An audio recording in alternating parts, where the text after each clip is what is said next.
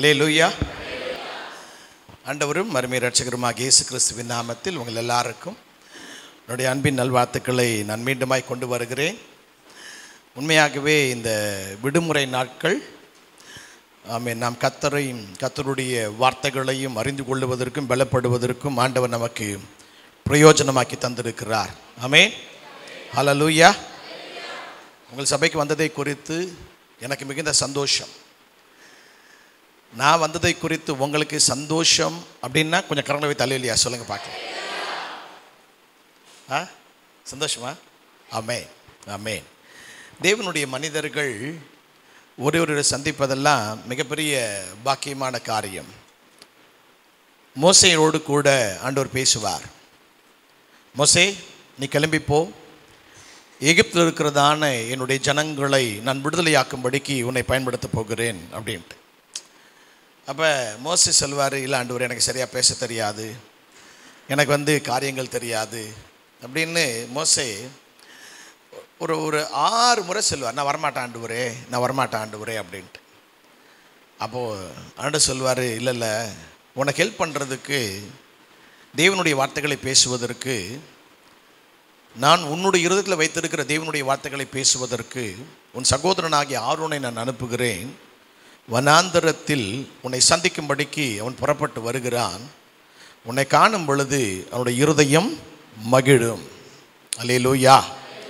அப்படித்தான் தேவனுடைய வார்த்தைகளை நாங்கள் பேசுகிறோம். எங்களுக்கு உங்கள் கூட தேவனுடைய வார்த்தையை பேசும் பொழுது தேவ மனுஷனோடு கூட எனக்கு ஒரு நல்ல ஒரு ஐக்கியம். அது மட்டுமல்ல, நீங்கள் இனி சபையாய் எங்களுடைய வட இந்திய ஊழியங்களுக்காக நீங்கள் ஜெபம் பண்ணுவீர்கள். ஆமென். எனக்கு அந்த கான்ஃபிடென்ட் இருக்குது. நீங்கள் ஜெபம் பண்ணுவீங்களா?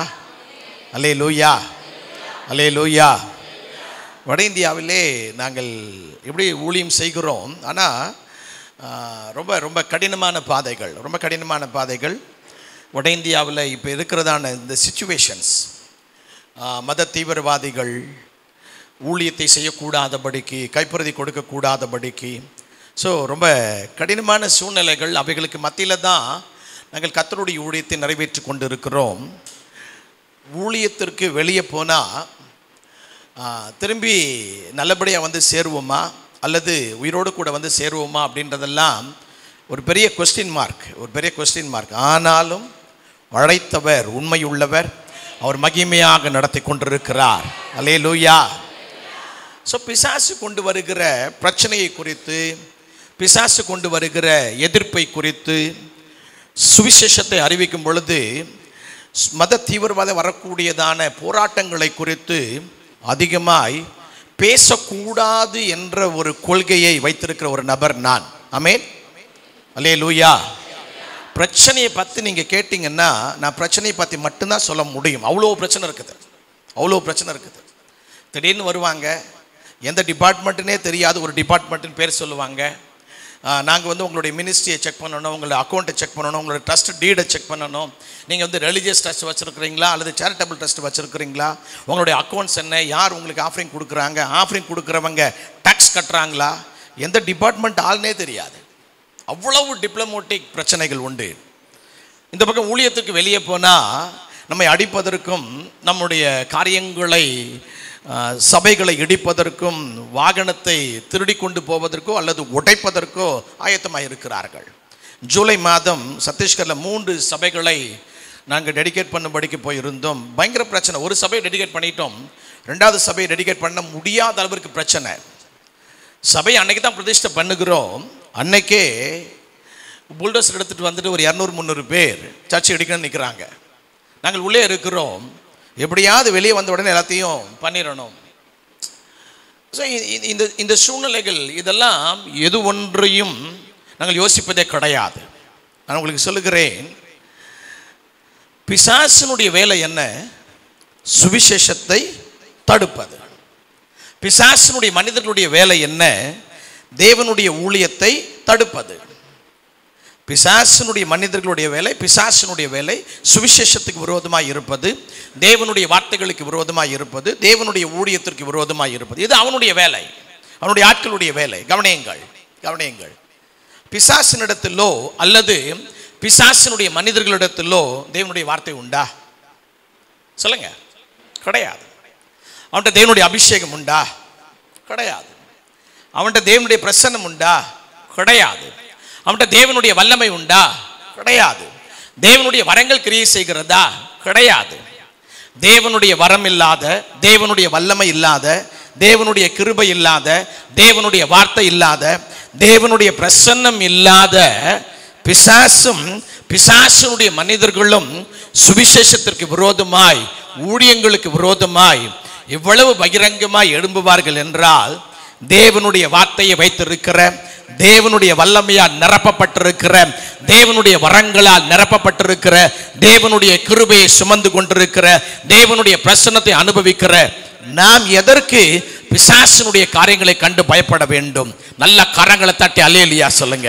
அல்லேலூயா, அல்லேலூயா.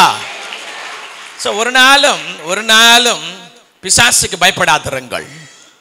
ஒரு நாளும் பிசாசுனுடைய தந்திரங்கள், பிசாசுனுடைய மனிதர்களுக்கும் பயப்படாதிருங்கள். ஆமென். சத்தமா சொல்லுங்க ஆமென்.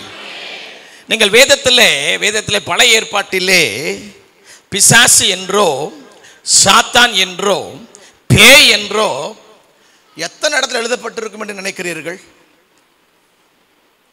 நான் ரொம்ப தூய தமிழில் கேள்வி கேட்டேன்.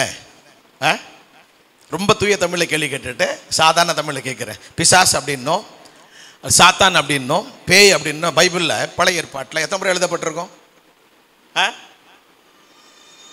ரொம்ப ரொம்ப ரொம்ப கம்மி. முதல் 5 புத்தகத்தில் பிசாசை குறித்து, பேயை குறித்து, சாத்தானை குறித்து டைரக்டாக எழுதப்படவே இல்லை. லேவியர் ஆகமத்தில் ஒரே ஒரு இடத்துல அவர்கள் தங்கள் பிள்ளைகளை பேய்களுக்கு பலியிடுகிறது போல நீங்கள் செய்யக்கூடாது, ஒரு கமாண்ட் இருக்கு, அவ்வளோதான். அதுக்கு பிறகு சாத்தான் இஸ்ரவேலை தொகையிடுவதற்கு தாவீதை ஏவினான். ரெண்டாவது இடம் சங்கீதம் 106 இல்லை நீங்கள் என்னை பாருங்கள். சங்கீதம் 106 சாத்தான் வலது பக்கத்தில் நிற்பானாக. 109 அவர்கள் தங்கள் பிள்ளைகளை பேய்களுக்கு பலியிட்டார்கள். அதுக்கு பிறகு யோபுவினுடைய புத்தகத்திலே 1 அதிகாரம் 2 அதிகாரம். அதற்கு பிறகு சகரியாவினுடைய தீர்க்கதரிசன புத்தகத்தில் 6 இடம். இல்லை 2 இடம் பேய்களுக்கு பலியிட்டது போல நீங்கள் பலியிடாதிருங்கள். அப்ப 4 இடத்துல மட்டும்தான் பிசாசு என்றோ, சாத்தான் என்றோ, பேய் என்றோ டைரக்டாக வேதம் எழுதி வைத்திருக்கிறது.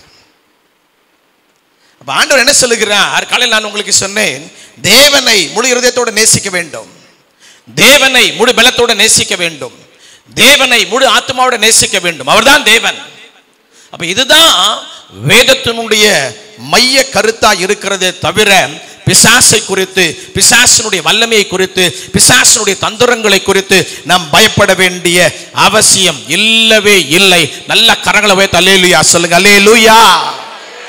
பல நேரத்தில் விசுவாசிகள், தேவனுடைய பிள்ளைகள், தேவனுடைய ஊழியக்காரர்கள் பேசும் பொழுது சொல்லுவாங்க, இல்லை பயங்கர போராட்டமாக இருக்குது, பயங்கர பிரச்சனையாக இருக்குது, பிசாசு பயங்கரமாக போராடுறா, என் குடும்பத்துக்கு விரோதமாக பிசாசு பயங்கரமாக போராடுறா, என் பிள்ளைகளுக்கு விரோதமாக பிசாசு பயங்கரமாக போராடுறான். தயவு செய்து இந்த வார்த்தைகளை பேசாதிருங்கள், இந்த வார்த்தைகளை பேசாதிருங்கள்.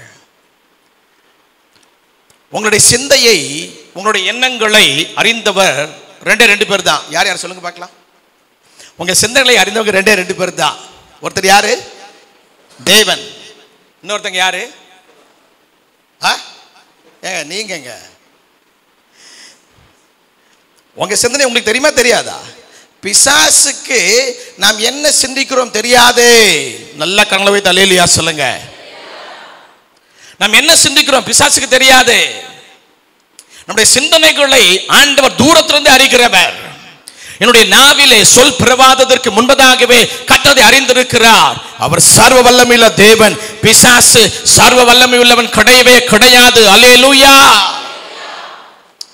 இன்னொருத்தர் யாருன்னா நீங்க. உங்க சிந்தனை உங்களுக்கு தான் தெரியும்.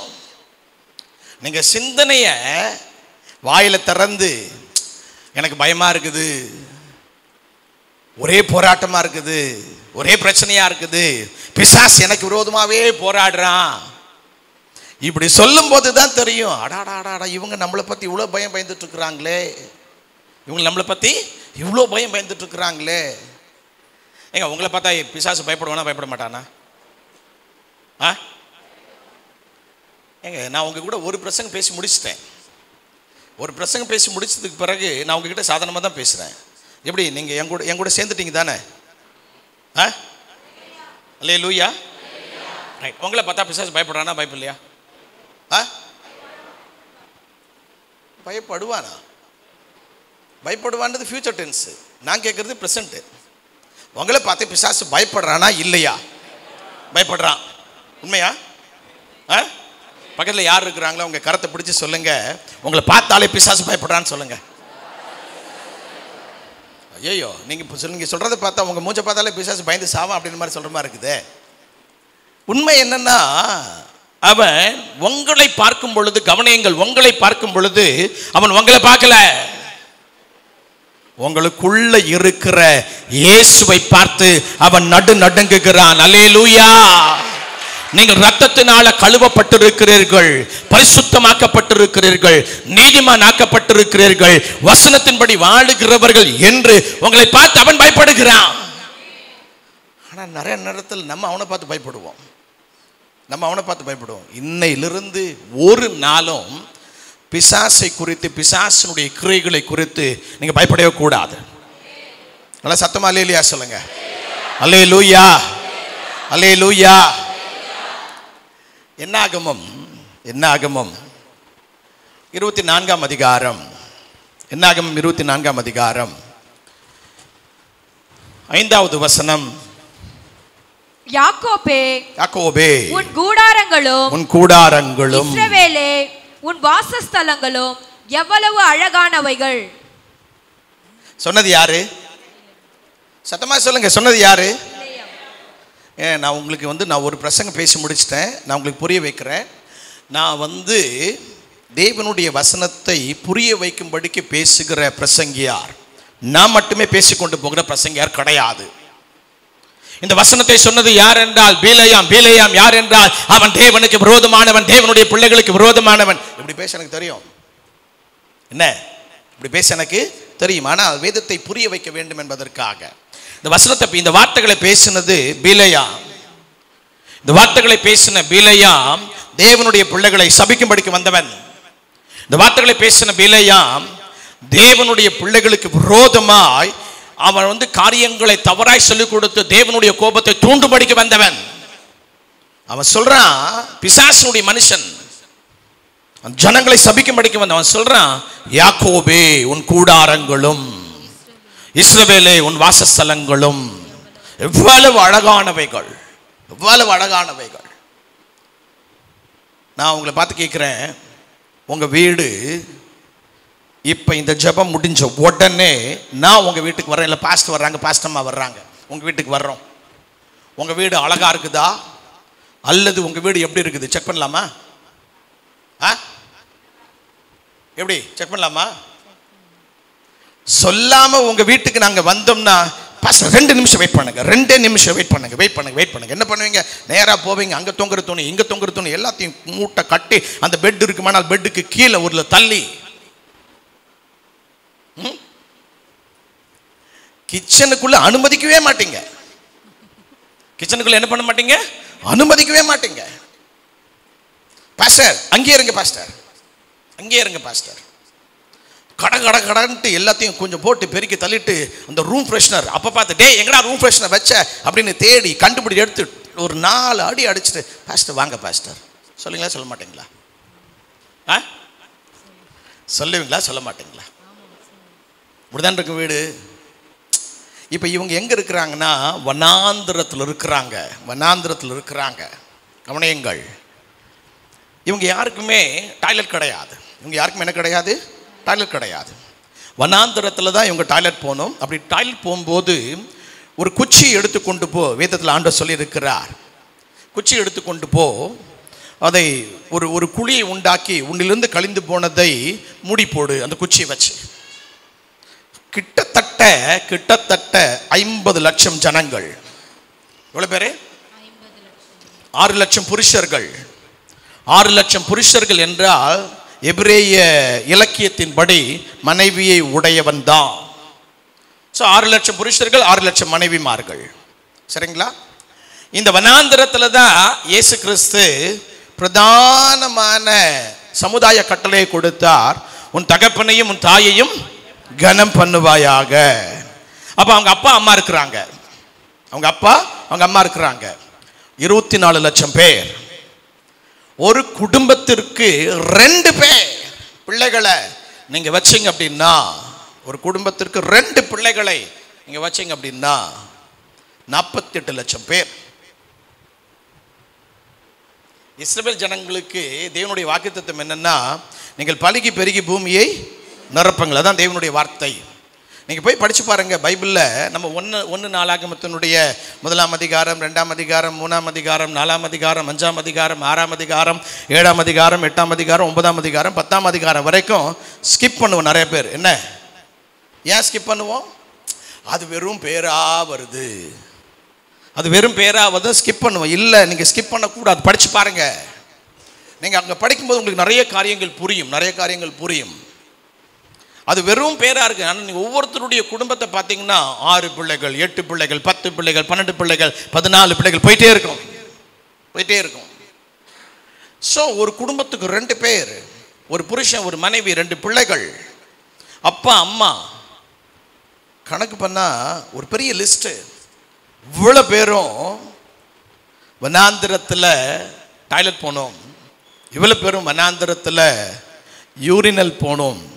அது மட்டுமல்ல, இவர்கள் ஏராளமான ஆடுகள், ஏராளமான மாடுகள் இவைகளோடு கிளம்பி வந்திருக்கிறார்கள். இந்த ஆடுகளும் இந்த மாடுகளும் இருக்கிற இடத்திலேயே அதனுடைய யூரினல், அதனுடைய அந்த அந்த சாணி எல்லாம். இப்போ சொல்லுங்க, கூடாரம் எப்படி இருக்கும்? கூடாரம் எப்படி இருக்கும்? ஸ்மெல் அடிக்கும். இந்த பக்கம் கோத்தர், இந்த பக்கம் பாளையம் இறங்கணும், இந்த பக்கமாக டாய்லெட் போயிருக்கிறான், அந்த பக்கம் பாளையம் இறங்க, அந்த பக்கம் போயிருக்கிறான், இந்த பக்கம் ஆடு இருக்குது, மாடு இருக்குது, பிள்ளைங்க இருக்கிறாங்க. ஒரு மாதிரி ஸ்மெல் இருக்கும். ஆனால் பிசாசனுடைய மனுஷனுக்கு அதெல்லாம் எதுவுமே தெரியல. அவனுக்கு எல்லாம் எப்படி தெரியுதுன்னா, தேவனுடைய கூடாரத்தை போல தெரிகிறது.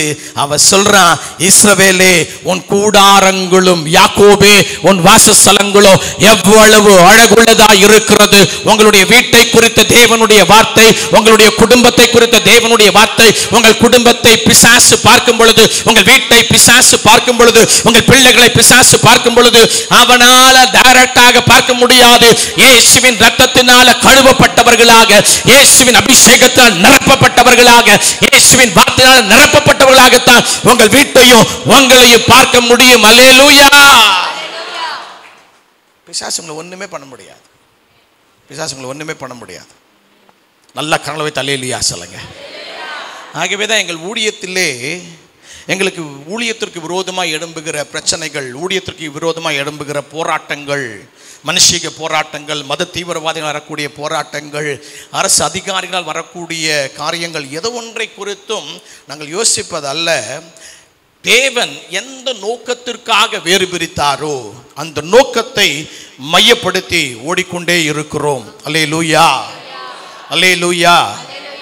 நான் உங்களுக்கு ஒரு காரியத்தை இங்கே சொல்ல ஆசைப்படுகிறேன். ஆண்டவர் உங்களை எதற்காக வேறு பிரித்தார்? யோசித்து பாருங்கள். உங்களை எந்த நோக்கத்தோடு கூட தெரிந்து கொண்டார்? யோசித்து பாருங்கள். உங்களை ஆண்டவர் எதற்காக வேறு பிரித்தாரோ, உங்களை ஆண்டவர் எந்த நோக்கத்திற்காக தெரிந்து கொண்டாரோ அந்த நோக்கத்திற்கு, அல்லேலூயா, அந்த நோக்கத்திற்கு உங்களை அர்ப்பணித்துக் கொள்ளுங்கள். ஆமென், ஆமென். நம்ம எல்லாரும் ஒரே தரம் பிறக்கிறோம், மரிக்கிறோம், நியாயத்தில் படைக்கிறோம். அதற்கு பிறகு எங்கே இருக்க போகிறோம்? பரலோகத்தில் இருக்க போகிறோம். நமக்கு 2வது ஒரு பிறவி உண்டா? சொல்லுங்க. எங்க திரும்ப இந்த பூமிக்கு வருவோமா? வரமாட்டோம். ஒரே தரம் பிறப்பதும் பின்பு மரிப்பதும் நியாயத்தில் படைவதும் நமக்கு நியமிக்கப்பட்டிருக்கிறது. அப்ப என்னன்னா, தேவன் நம்மை குறித்து ஒரு மிகப்பெரிய நோக்கத்தை வைத்திருக்கிறார். ஆகவேதான் வேதம் சொல்லுகிறது, உலக தோற்றத்திற்கு முன்பதாகவே கிறிஸ்துவுக்குள் நம்மை தெரிந்து கொண்டார். அல்லேலூயா. அப்ப இந்த உலக தோற்றத்திற்கு முன்பதாகவே உங்கள் எல்லாரையும் குறித்து தேவனுக்கு ஒரு நோக்கம் உண்டு. ஏன் நீங்க முதல் நூற்றாண்டுல பிறந்திருக்கலாமே, நீங்க முதல் நூற்றாண்டுல பிறந்திருப்பீர்கள் என்றால் அப்போஸ்தலனாகிய தோமா ஊழியம் செய்ததின் மூலமாக நீங்கள் மனமாறி இருக்கலாம். முதல் நூற்றாண்டிலே இந்தியாவிலே இன்றைக்கு இருக்கிறதான இவ்வளவு இந்த பொல்லாத ஆவிகளுடைய காரியங்கள் கிடையாது. இன்றைக்கு இருக்கிறதான இந்த பொய்யான பிசாசினுடைய தந்திரங்கள் கிடையாது. அன்றைக்கு நம்முடைய ஜனங்கள் அதிகமாக இயற்கையை வணங்கி கொண்டிருந்தார்கள். அந்த நாட்களில் வந்து அவர் ஊழியத்தை செய்தார். ஒருவேளை முதல் நூற்றாண்டில் நீங்க பிறந்திருப்பீங்கன்னா தோமாவை பார்த்திருக்கலாம், தோமாவின் மூலமாக கர்த்தருடைய ரட்சிப்பை அடைந்திருக்கலாம், பரலோகத்திற்கு போயிருக்கலாம். ஆனா முழுக்க முழுக்க பாவமும் பிசாசினுடைய வல்லமையும் பொல்லாத மனுஷிக ஆவிகளும் மத தீவிரவாதிகளும் அந்தகாரத்தினுடைய வல்லமைகளும் கிரியை செய்கிறதான இந்த கடைசி காலத்திற்கு தேவன் நம்மை அனுப்பி கொடுத்திருக்கிறார் என்றால் நம்மை குறித்து ஆண்டவருக்கு மிகப்பெரிய நோக்கம் இருக்கிறது. அல்லேலூயா. ஏதோ நம்ம வந்தோம், படித்தோம், ஒரு வேலை பார்த்தோம், வேலை பார்த்து சம்பாதிச்சோம், ஒரு குடும்பத்தை உருவாக்கணும், அதுக்கு பிறகு சர்ச்சுக்கு வந்தோம், ஆராதித்தோம், காணிக்க கொடுத்தோம், தசமபாகம் கொடுத்தோம், மறிக்கிறோம், பரலோகத்திற்கு போகிறோம். இந்த நோக்கத்திற்காக ஆண்டவர் உங்களை வேறு பிரிக்கவே இல்லை. ஆண்டவருக்கு உங்களை குறித்து ஒரு மிகப்பெரிய நோக்கம் உண்டு. ஆண்டவருக்கு உங்களை குறித்து ஒரு மிகப்பெரிய திட்டம் உண்டு. அந்த திட்டம் என்ன? கண்டுபிடியுங்கள். இந்த சபையில ஏன் வைத்திருக்கிறார்? கண்டுபிடியுங்கள். இந்த சபையில வைத்து உங்கள் மூலமா என்ன செய்ய விரும்புகிறார்? கண்டுபிடியுங்கள். உங்கள் மூலமா ஆத்துமாக்களை ஆதாயம் செய்ய விரும்புகிறார். உங்கள் மூலமா தேவனுடைய வல்லமையை விளங்க பண்ண விரும்புகிறார். உங்கள் மூலமா தேவனுடைய ராஜ்யத்தை கட்டியெழுப்ப விரும்புகிறார். உங்கள் மூலமா பிசாசினுடைய வல்லமைகளை அழிக்கும்படிக்கு. அதை புரிந்து கொள்ளுங்கள், புரிந்து கொள்ளுங்கள். ஒவ்வொருவரை குறித்தும் தேவனுக்கு ஒரு மிகப்பெரிய நோக்கம் இருக்கிறது, மிகப்பெரிய நோக்கம் இருக்கிறது. ஒருவேளை நீங்கள் நினைக்கலாம், இல்லை என்னை குறித்து அப்படிலாம் எதுவுமே கிடையாது அப்படின்ட்டு. நான் காலையில் உங்களுக்கு சொன்னேன், என் பேர் வெங்கடவேல் அப்படின்ட்டு. நான் பூர்வீகமான இந்து குடும்பத்தில் பிறந்தேன். என்னை குறித்து தேவன் இப்படிப்பட்ட ஒரு நோக்கம் வைத்திருக்கிறார் எனக்கு தெரியாது, எனக்கு தெரியாது. ஒன்றே ஒன்று, கர்த்தரை பின்தொடரும்படிக்கு, கர்த்தருடைய வார்த்தைகளை கற்றுக்கொள்ளும்படிக்கு, கர்த்தருடைய வார்த்தைகளுக்கு கீழ்ப்படியும்படிக்கு என்னை ஒப்பு கொடுத்தேன். கர்த்தருடைய வார்த்தையை கற்றுக்கொள்ளும்படிக்கு ஒப்பு கொடுத்தபடினாலும், கர்த்தருடைய வார்த்தைக்கு கீழ்ப்படிய அர்ப்பணித்தபடினாலும் தேவன் அந்த வார்த்தைகளை போதிக்கிற, அந்த வார்த்தைகளின் மூலமாய் ஜனங்களை உருவாக்குகிற, அந்த வார்த்தைகளின் மூலமாய் ஊழியக்காரர்களை பலப்படுத்துகிற ஒரு உன்னதமான ஊழியத்தை தந்து இன்றைக்கு வட இந்தியாவில் பெரிய காரியங்களை செய்து கொண்டிருக்கிறார். அல்லேலூயா. நான் யோசித்து கூட பார்க்கவே இல்லை, நான் இப்படி ஊழியம் பண்ணுவேன், நான் இப்படி சபையை நடத்துவேன், நான் இப்படி ஏராளமான ஊழியக்காரர்களுக்கு ஆசீர்வாதமாய் மாறுவேன். நானே என் வாழ்க்கையில் யோசித்தது கிடையாது. ஆனால் கர்த்தரை பயன்படுத்துகிறார். தயவு செய்து உங்கள் வாழ்க்கை குறித்த தேவனுடைய ஒரு மிகப்பெரிய நோக்கம் இருக்கிற அந்த நோக்கம், இந்த நோக்கம் பிலிப்பியர் 3ஆம் அதிகாரம், பிலிப்பியர் 3ஆம் அதிகாரம் 12வது வசனம். நான் அடைந்தாயிற்று அல்லது முற்றும் தேறினவன் ஆனேன் என்று எண்ணாமல் கிறிஸ்து இயேசுவினால் நான் எதற்காக பிடிக்கப்பட்டேனோ, நான் எந்த நோக்கத்திற்காக இயேசு கிறிஸ்துவினால் பிடிக்கப்பட்டேனோ அதை நான் பிடித்துக் கொள்ளும்படிக்கு ஆசையாய் தொடர்கிறேன். எந்த நோக்கத்துக்காக கர்த்தரை வேறு பிரிச்சார்? எந்த காரியத்திற்காக கர்த்தரை தெரிந்து கொண்டார்? அதுதான் எனக்கு முக்கியம். பவுல் எழுதுகிறார். நான் காலையில் உங்களுக்கு சொன்னேன், வேலை பார்த்து கொண்டே ஊழியத்தை செய்த ஒரு நபர். அப்போஸ்தலர் 18ஆம் அதிகாரம் 3ஆம் வசனம். காலையில் நான் சொல்லிட்டேன், நீங்கள் எடுக்க வேண்டாம். அவன் கூடாரம் பண்ணுகிற அந்த தொழிலை தெரிந்திருந்தபடியினாலே ஆக்கில்லாவும் பிரிஸ்கில்லாலும் அந்த கூடாரத்தை செய்கிற வேலையை செய்து கொண்டிருந்தார்கள். அவங்களோடு கூட இணைந்து கொண்டு அந்த வேலை செய்து கொண்டே அவ்வளவு ஊழியத்தை செய்கிறார். சொல்லுவார், எனக்காகவும் என்னோட கூட இருக்கிறவர்களுக்காகவும் இந்த கைகளே வேலை செய்தது. வேலை செய்து ஊழியத்தை செய்த இந்த நபர் 14 நிருபங்களை எழுதியிருக்கிறார். கிறிஸ்தவத்தினுடைய அஸ்திபாரம், கிறிஸ்தவத்தினுடைய சட்டத்திட்டம்.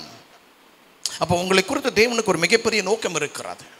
உங்களை இந்த திருச்சபையில் கர்த்தர் வைத்திருக்கிறாரா? உங்களுக்கு மிகப்பெரிய ஒரு திட்டம் இருக்கிறது. அந்த திட்டம் என் மூலமா இந்த திருச்சபை வளரணும், என் மூலமாய் ஆத்துமாக்கள் திருச்சபைக்குள்ள வரணும், என் மூலமாய் ஆத்துமாக்கள் ஞானஸ்தானம் பெற்று சபைகளில் இன்னும் சேர்க்கப்படணும். அந்த திட்டம், அதற்கு உங்களை அர்ப்பணித்துக் கொள்ளுங்கள், அதற்கு உங்களை அர்ப்பணித்துக் கொள்ளுங்கள். இப்பொழுதும் நான் கர்த்தருடைய வார்த்தைக்குள்ளாக நான் வருகிறேன். இப்பொழுது நான் பேசுறது கர்த்தருடைய வார்த்தை தான், ஆனாலும் உங்களுக்கென வைத்திருக்கிற கர்த்தருடைய வார்த்தைக்குள்ளாக நான் வருகிறேன். ஒரு கேள்வியோடு கூட என்னுடைய பிரசங்கத்தை ஆரம்பிக்கிறேன். கேள்வி கேட்கலாமா? எப்படி கேள்வி கேட்கலாமா? ரைட், கவனியுங்கள்.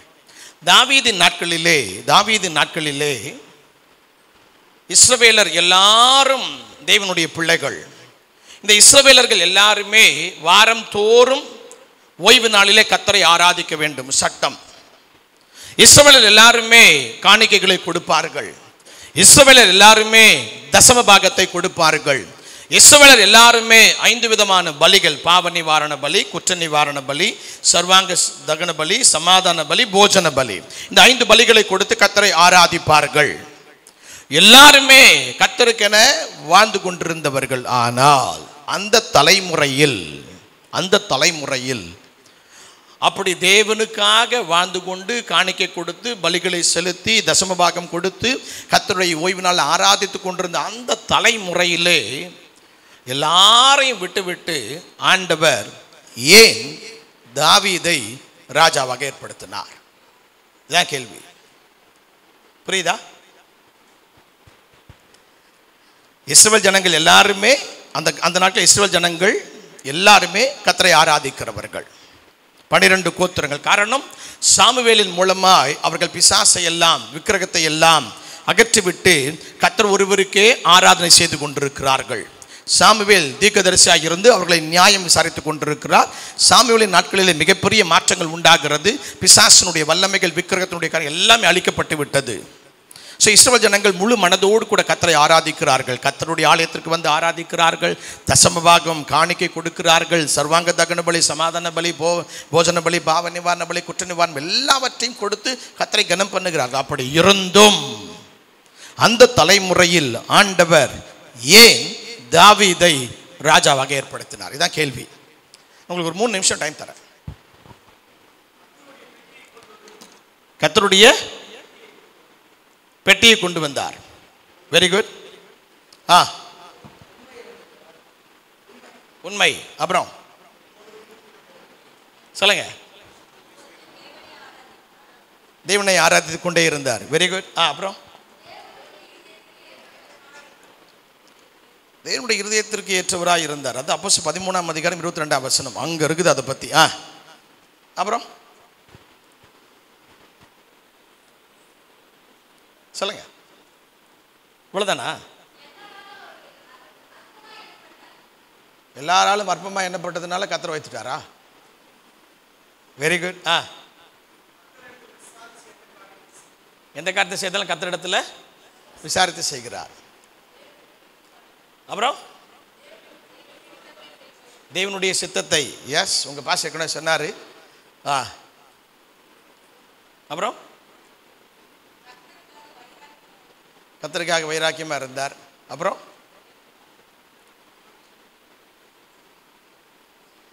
இதெல்லாம் தாவீதை தேவன் ராஜாவாக அபிஷேகம் பண்ணினதற்கு பிறகு எழுதப்பட்டிருக்கிறதா அல்லது அபிஷேகம் பண்ணப்படுவதற்கு காரணமாக எழுதப்பட்டிருக்கிறதா? சொல்லுங்க பார்க்கலாம். 1 சாமுவேல் 16ஆம் அதிகாரத்திலே, இங்க பாருங்க, என்னை பாருங்க, 1 சாமுவேல் 16ஆம் அதிகாரத்திலே அவர் ராஜாவாக அபிஷேகம் பண்ணப்பட்டு விடுகிறார். எடுத்த உடனேயே தாவீதை குறித்து வேதம் சொல்லும் பொழுது, தாவீது என்ற பெயர் வேதத்தில் வரும் பொழுது அவர் ராஜாவாக அபிஷேகம் பண்ணப்பட்டு விட்டார். அதுக்கு பிறகுதான் நீங்க சொன்ன அத்தனை காரியமே எழுதப்பட்டிருக்கிறது. உண்மைதானே? சரியா இல்லையா? அவர் உண்மையா இருந்தாரு, அவர் ஆராதித்துக் கொண்டே இருந்தாரு, அதனால தேவன் ஒரு ராஜாவை அபிஷேகம் பண்ணார், அப்படி இருக்குதா? இல்ல எடுத்த உடனே ஒரு ராஜாவை அபிஷேகம் பண்ணிருக்காருன்னு இருக்குதா? இல்ல உங்களுக்கு புரியல. 1 சாமுவேல் 16 அதிகாரத்துக்கு வாங்க. 1 சாமுவேல் 16ஆம் அதிகாரம் 13வது வசனம். அப்பொழுது சாமுவேல் தைல கொம்பை எடுத்து அவனை அவன் சகோதரர் நடுவிலே அபிஷேகம் பண்ணினான். இப்ப பாருங்க, தாவீது ராஜா அபிஷேகம் பண்ணப்படுகிறார். சரிங்களா? This is the first introduction of தாவீது. அவ்வளவுதான். இதுக்கு பிறகுதான் அவருடைய சரித்திரமே ஆரம்பிக்கிறது. அப்ப தாவீதை வேதம் அறிமுகப்படுத்தும் பொழுதே ராஜா அபிஷேகம் பண்ணப்பட்டு விட்டார். பாருங்கள், அந்நாள் முதற்கொண்டு கர்த்தருடைய ஆவியானவர் தாவீதின் மேல் வந்து இறங்கி இருந்தார். இதுதான் தாவீதினுடைய பெயர் வேதத்தில் அறிமுகமாகிற முதல் இடம். அப்ப தாவீது வேதத்தில் அறிமுகமாகும் பொழுதே ராஜாவாக அபிஷேகம் பண்ணப்பட்டு விட்டார். இப்ப நான் என்ன கேள்வி கேட்கிறேன்னா, ஏன் தேவன் தாவீதை ராஜாவாக அபிஷேகம் பண்ணினார்? நீங்க சொல்ற எல்லா பதிலும் இதுக்கு அப்புறம் தான் இருக்குது. புரியுதா? நீங்க சொல்ற எல்லா பதிலும் இதுக்கு அப்புறம் தான் இருக்குது. நீங்கள் வேதத்திலே அவரை குறித்து வாசிப்பீர்கள் என்றால் ஒரு காரியத்தை கண்டுபிடிக்க முடியும். தாவீதை தேவன் உயர்த்தினதற்குரிய ஒரே முகாந்தரம் தேவனையும் தேவனுடைய ஆலயமாகிய சபையையும் அவர் கடைசி வரை நேசித்துக் கொண்டே இருந்தார். அல்லேலூயா! சத்தமா சொல்லுங்க, அல்லேலூயா! நான் உங்களுக்கு அதை புரிய வைக்கிறேன். நீங்கள் தாவீது உடைய சங்கீதங்களை, பல சங்கீதங்களை படித்து பாருங்கள். தேவனுடைய ஆலயத்தின் மீது அவர் வைத்திருக்கிற வாஞ்சையை பல இடங்களில் எழுதுவார். சங்கீதம் 26:8 கொஞ்சம் வாசியுங்கள். சங்கீதம் 26:8 கர்த்தாவே உமது ஆலயமாகிய வாசஸ்தலத்தையும் உமது மகிமை தங்கிய ஸ்தானத்தையும் வாஞ்சிக்கிறேன். It is my desire. ஆண்டவரே, உம்முடைய ஆலயத்தையும் உம்முடைய மகிமை தங்கி இருக்கிற ஸ்தானத்தையும் நான் வாஞ்சிக்கிறேன். 27:4 படியுங்கள். கர்த்தரிடத்தில் ஒன்றை நான் கேட்டேன், அதையே நாடுவேன். நான் கர்த்தருடைய மகிமையை பார்க்கும்படியாகவும் அவருடைய ஆலயத்தில் ஆராய்ச்சி செய்யும்படியாகவும் நான் என் ஜீவனுள்ள நாளெல்லாம் கர்த்தருடைய ஆலயத்தில் தங்கியிருப்பதையே நாடுவேன். புரியுதா உங்களுக்கு? தேவனுடைய ஆலயம். இப்ப தாவீது சவுலினாலே துரத்தப்பட்டு கொண்டே இருக்கிறார், ஓடிக்கொண்டே இருக்கிறார். அவருடைய 16-17 வயசிலிருந்து ஓடிக்கொண்டே இருக்கிறார். அபிஷேகம் பண்ணப்பட்டதுக்கு பிறகு பயங்கரமான பிரச்சனை. ஓடிக்கொண்டே இருக்கிறார். சாப்பாட்டுக்கு வழி இல்லாமல் ஓடுகிறார். ஜீவன் தப்பும்படிக்கு ஓடுகிறார். அப்படி ஜீவன் தப்பும்படிக்கு ஓடி போய் காத்தின் ராஜாவாகி ஆகீஸ் இடத்துல பைத்தியக்கார சேஷ்டை பண்ணி கொண்டிருப்பார். பைத்தியக்கார சேஷ்டை பண்ணி கொண்டிருக்கும் பொழுது அவன் பாப்பான், டேய் ஏன்டா இவனை என்கிட்ட கொண்டு வந்தீங்க? ஏன்டா பைத்தியக்காரங்க கம்மியாவா இருக்கிறாங்க, இவனையும் கொண்டு வந்துருக்குறீங்க, இவனை தள்ளி வைங்க, இவன் ஓரமாக இருந்து சாப்பிட்டுட்டு போட்டோம் சொல்லிட்டாங்க. இந்த சூழ்நிலையில் பெலிஸ்தரிடத்துல தான் தாவீது சில வருஷம் தங்கி இருக்கிறார். அப்படி தங்கி இருக்கும் பொழுது சொல்வார், என் ஆண்டவர் என்னை நடத்துவார், என் ஆண்டவர் என்னை கனம் பண்ணுவார், என் ஆண்டவர் என்னை மீண்டுமாய் உயர்த்துவார். அப்படி சொல்லும் பொழுது அந்த பெலிஸ்தர்கள் சொல்வார்கள், உன் தேவன் எங்கே? பெலிஸ்தராகிய நாங்கள் அல்லவா உன்னை கவனித்துக் கொள்ளுகிறோம், பெலிஸ்தராகிய நாங்கள் அல்லவா உனக்கு உணவு கொடுக்கிறோம், பெலிஸ்தராகிய நாங்கள் அல்லவா உன்னை பராமரிக்கிறோம். சங்கீதம் 42க்கு வாருங்கள். சங்கீதம் 42 3ஆம் வசனம். பெலிஸ்தர்கள் சொல்லுகிறார்கள், உன் தேவன் எங்கே? நாங்கள் அல்லவா உன்னை பராமரிக்கிறோம், நாங்கள் அல்லவா உனக்கு உணவு கொடுக்கிறோம், நாங்கள் அல்லவா உன்னை பாதுகாக்கிறோம். உன் தேவன் உன்னை பாதுகாக்கவில்லை, உன் தேவன் எங்கே போனா? இதை கேட்டுட்டு தேவன் மீதும் தேவனுடைய ஆலயத்தின் மீதும் அவருக்கு இருந்த பாசத்தை விளங்க பண்ணுவதை கவனியுங்கள்.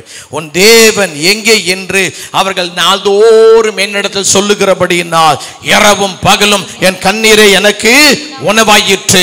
முன்னே நான் பண்டிகையை ஆசரிக்கிற ஜனங்களோட கூட கூட்டத்தின் துதியும் களிப்புமான சத்தத்தோடு தேவாலயத்திற்கு போய் வருவேனே. என் தேவன் எங்கே என்று பேசிக்கொண்டே இருக்கிறார்கள். ஆண்டவரே, நான் சின்ன வயசுல கூட்டத்தின் துதியும் கலிப்புமான சத்தத்தோடு என் குடும்பத்தோடு கூட, என்னுடைய உறவினர்களோடு கூட, என்னுடைய கிராமத்து ஜனங்களோடு கூட தேவனுடைய ஆலயத்திற்கு போய் வருவேனே, இப்ப தேவனுடைய ஆலயத்திற்கு போக முடியவில்லையே. இதான் உண்மையான காரியம். சங்கீதம் 122க்கு வாருங்கள். சங்கீதம் 122. இது தாவீதினுடைய சின்ன வயசுலே அவர் எழுதின ஒரு சங்கீதம். தாவீது தன்னுடைய தகப்பனாருடைய ஆடுகளை மேய்த்து கொண்டிருக்கிறார். இஸ்ரவேல் கோத்திரங்கள் மொத்தம் 13 கோத்திரங்கள். கரெக்டா? 13 12? நான் 13 சொல்றேன், நீங்க என் கூட சேர்ந்துருக்கலாம்ல. 13 கோத்திரங்கள். யோசேப்புக்கு 2 கோத்திரம். மனாசே, எப்பிராயிம். சரிங்களா? ஒரு கோத்திரம் தேவனுடைய ஆலயத்திலேயே கர்த்தரை ஆராதித்துக் கொண்டே இருப்பார்கள். மற்ற 12 கோத்திரத்தாரும் ஒரு மாதத்திற்கு ஒரு கோத்திரமாய் வந்து கர்த்தரை ஆராதிக்கும்படிக்கு அவர்கள் தங்களுக்குள்ள ஒரு ஒழுங்கை வைத்திருந்தார்கள். இதுதான் யூத கேலண்டர், ஜீவிஷ் கேலண்டர். அப்ப ஒரு மாதம் சிமியோன் கோத்திரத்தார் கர்த்தரை ஆராதிக்கும்படிக்கு போவார்கள். அடுத்த மாதம் ரூபன் கோத்திரத்தார் கர்த்தரை ஆராதிக்கும்படிக்கு போவார்கள். அடுத்த மாதம் யூதா கோத்திரத்தார் கர்த்தரை ஆராதிக்கும்படிக்கு போவார்கள். அதுக்கடுத்து தான், காத், ஆசேர், நப்தலி, பென்யமீன், அதற்கு பிறகு செபுலோன், இசக்கார். ஒவ்வொரு கோத்திரமும் 12 கோத்திரங்கள். மொத்தம் 13 கோத்திரங்கள். நீங்க 12 சொன்னாலும் சரிதான், ஆனா சரியாய் சொல்ல போனால் 13 கோத்திரங்கள். யோசேப்புக்கு 2 கோத்திரம், மனாசே, எப்பிராயிம். இப்ப லேவி கோத்திரம் அங்கே இருந்து கர்த்தரை ஆராதித்துக் கொண்டிருப்பார்கள். இவர்கள் சுழற்சி முறையிலே வந்து கர்த்தரை ஆராதித்து விட்டு போவார்கள். தாவீது தன்னுடைய தகப்பனாருடைய ஆடுகளை வனாந்திரத்தில் மேய்த்துக் கொண்டிருக்கும் பொழுது யூதா கோத்திரத்தார் கர்த்தரை ஆராதிக்கும்படிக்கு போய் கர்த்தருக்கு பலி செலுத்துகிற, கர்த்தருக்கு காணிக்கை கொடுக்கிற அந்த நாட்கள் வருகிறது. இப்ப தாவீதுக்கு செய்தி வருகிறது, தாவீது, நீங்கள் குடும்பமாய் கர்த்தருடைய ஆலயத்திற்கு போக வேண்டிய நாட்கள் வந்திருக்கிறது. ஆகவே உன்னுடைய தகப்பனார் உன்னை கர்த்தருடைய ஆலயத்திற்கு போவதற்காக வர சொல்லுகிறார். இதை கேட்ட உடனே தாவீது எழுதுகிறார், முதல் வசனம் படியுங்கள். கர்த்தருடைய ஆலயத்திற்கு போவோம் வாருங்கள் என்று சொன்ன பொழுது நான் மகிழ்ச்சியாயிருந்தேன். கர்த்தருடைய ஆலயம், சங்கீதம் 65:4 சொல்லுவார், தேவனுடைய ஆலய பிரகாரங்களில் வாசமாய் இருக்கிறவர்கள் பாக்கியவான்கள், தேவனுடைய ஆலயத்தினுடைய நன்மையினாலே திருப்தியாகிறோம். பல சங்கீதங்களை உங்களுக்கு காண்பிக்க முடியும். தேவனுடைய ஆலயத்தின் மீது அவருக்கு இருந்த பாசம். சின்ன வயசு இஞ்சி போனா அந்த சங்கீதத்தை அவர் எழுதின நாட்கள் 10 to 11 வயசு என்று சொல்லுகிறார்கள். இப்ப வீட்டுக்கு வந்து தன்னுடைய தகப்பனாரோடு கூட சகோதரோடு கூட இணைந்து கொண்டு செலுத்தப்பட வேண்டிய காணிக்கைகள், தசம பாகங்கள், பண்ணப்பட வேண்டிய பலிகளுக்குரிய ஆடுகள் எல்லாவற்றையும் எடுத்துக்கொண்டு நடந்து நடந்து நடந்து எருசலேமுக்கு வருகிறார்கள். எருசலேமுடைய என்ட்ரன்ஸ் வாசற்படியில் வந்து காலை வைக்கும் பொழுது எழுதுகிறார், எருசலேமே, உன் வாசல்களில் எங்கள் கால்கள் நிற்கலாயிற்று. தேவனுடைய ஆலயத்தின் மீது அவருக்கு இருந்த பாசம். எருசலேமை பார்க்கிறார். எருசலேமை பார்த்துட்டு சொல்றாரு, எருசலேம் இசைவினைப்பான நகரமாய் கட்டப்பட்டிருக்கிறது, அது தேவனுடைய நகரம். அடுத்து பார்க்கிறாரு, ஒரு கூட்டம் ஜனங்கள் ஆராதிக்க வந்து கொண்டே இருக்கிறார்கள், ஒரு கூட்டம் ஜனங்கள் ஆராதித்து விட்டு திரும்பி போகிறார்கள். எழுதுறாரு, அங்கே கர்த்தருக்கு சாட்சியாக கர்த்தருடைய ஜனங்களாக அவருடைய கோத்திரங்கள் அவரை ஸ்தோத்தரிப்பதற்கு போகிறது, வருகிறது. அங்கே தாவீதின் வம்சத்தாருடைய சிங்காசனங்கள் வைக்கப்பட்டிருக்கிறது என்பது அவருடைய கடைசி நாட்களிலே இடைச்சொருகளாய் அவர் எழுதினது. இப்போ வருகிறார், தேவனுடைய ஆலயத்திற்கு வந்துட்டாரு. 10 வயசு 11 வயசு வந்ததுக்கு பிறகு அவருக்கு ஒரு ஆசை. நீங்க சொன்னீங்க பார்த்தீங்களா உடன்படிக்கை பெட்டியை குறித்து. இப்போ அவருக்கு சின்ன வயசுல போதிக்கப்படுகிறது, தேவனுடைய ஆலயத்திலே தேவனுடைய உடன்படிக்கை பெட்டி இருக்கிறது, அங்கே கேருபீன் இருக்கிறது, அங்கே தேவனுடைய மகிமை எப்பொழுதும் தங்கி இருக்கிறது. அங்கே அந்த உடன்படிக்கை பெட்டிக்குள்ளாக மன்னா வைக்கப்பட்ட பொற்பாத்திரம் இருக்கிறது. அந்த உடன்படிக்கை பெட்டிக்குள்ளாக தேவனுடைய வார்த்தைகளாகிய கற்பலகைகள் இருக்கிறது. அங்கே தேவனுடைய உடன்படிக்கை பெட்டிக்குள்ளாக ஆரோனுடைய துளித்த கோல் இருக்கிறது. சின்ன பையன் பார்த்தீங்களா, உள்ள வந்த உடனே விவரம் தெரிந்து அந்த நாட்கள் அந்த உடன்படிக்கை பெட்டியை பார்க்கலாமா, இருதயம் வாஞ்சிக்கிறது. உடன்படிக்கை பெட்டியை பாத்திர மாட்டோமா, இருதயம் வாஞ்சிக்கிறது. தேவனுடைய ஆலயம் எப்படி இருக்கும் உங்களுக்கு தெரியும். எப்படி இருக்கும்? வெளிப்பிரகாரம், உட்பிரகாரம், பரிசுத்த ஸ்தலம், திரைச்சீலை, மகா பரிசுத்த ஸ்தலம்.